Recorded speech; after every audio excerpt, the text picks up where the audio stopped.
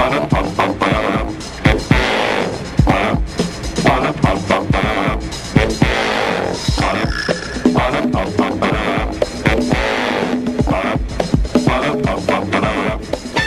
to all you guys out there in YouTube land. Yes, it's me, DR, and I was musing about something and I want to share that with you guys and see what feedback I can get. So this might not be altogether well-rounded, but it was a concept I was thinking of that I find fairly interesting and fascinating to myself. So I wanted to share this with you guys, and I wanted to put that out there and see what you guys think. So, a little bit of backstory. I was thinking about evolution and the difficulties that some people have with grasping evolution. And along those lines, I was thinking that it's quite difficult because of the sheer scale of it, the sheer intimidating scale of evolution.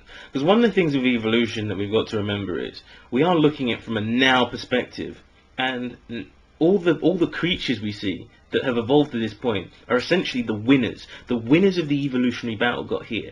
So when people talk about things like how did this X develop, how did Y develop, what they've got to remember is we're actually seeing the tips of the iceberg, that a lot more creatures, a lot more mutations happened, and these were the ones that were more able to adapt to their environment. So there were probably animals that, for example, take, say, the complexity of the eye. There were probably animals that developed things like the eye, but developed it in a really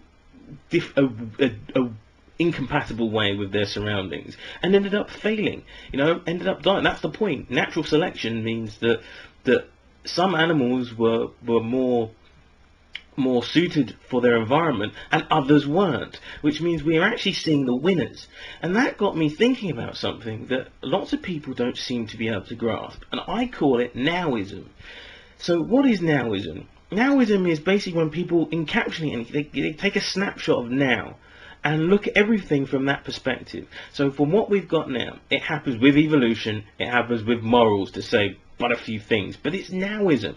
They kind of look and go, wow, this is really complex, this is really difficult, this is really hard, this is really mind-blowing now. So it must have been, I don't know, magicked into place, it must have been plopped into place because it's really complex. And that to me sums up a lot of people's difficulty in understanding evolution and understanding the process. It's because a lot of people can't really comprehend, and I even say for myself, so I mean, to truly grasp the scale of evolution, it's sometimes quite overwhelming to grasp how large a scale we're talking about. How many animals didn't survive? How many mammals didn't survive? How many were unsuccessful in their route to get to this point?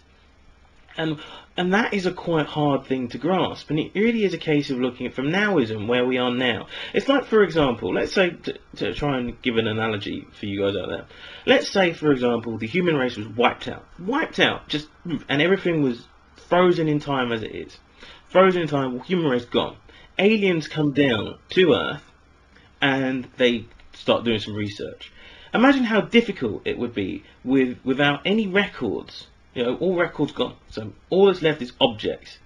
Imagine how difficult that would be to fathom the creation of the television, how the television came about, how it came to be, why people needed the television without any information to tell an alien race, with just a pure object there in front of them, a plasma TV from now.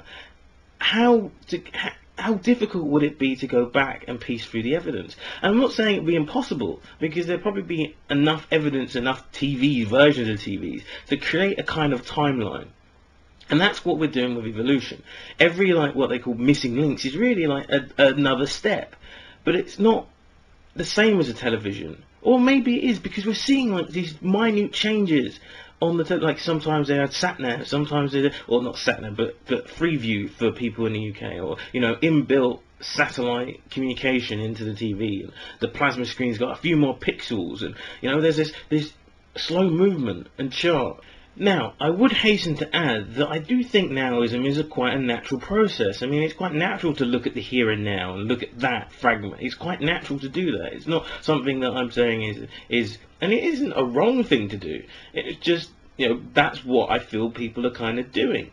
I mean, it's like when they chant Now-ism and you look at human beings, for example, to a certain degree, we're seeing evolution every time we see a new offspring, because that new offspring is slightly different from the next one.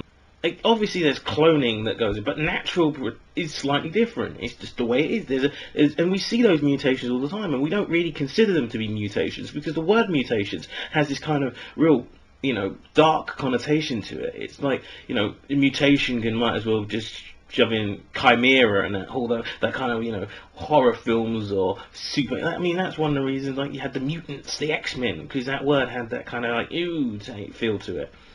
And so that's the problem with Now-ism. Now-ism really focuses on what we have and really makes it difficult for people to break outside that theory. It's like their little comfort zone of what now. And as long as things are existed the way they have now, then everything's alright. It's like some people saying, why do certain people have an issue with certain issues?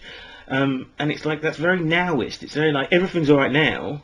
And to some degree, I can see where people are coming from, but without being able to understand the massive journey that's been undertaken by life on planet Earth, it seems that can be a really limiting view, and that limiting view, can promote or make other limiting views very attractive to people. So, for example, that limited view, as everything's really existed like it has now, can pigeonhole people into believing that the now was created by some benevolent force, and it kind of makes that, and into that section it evolves into that, and it moves on to that can make those views more attractive. And what I'm trying to say is, Now-ism is really prevalent. I mean, I find myself being Nowist, like, hey, I'm like this now, and not really looking at the journey, and even that over one lifetime.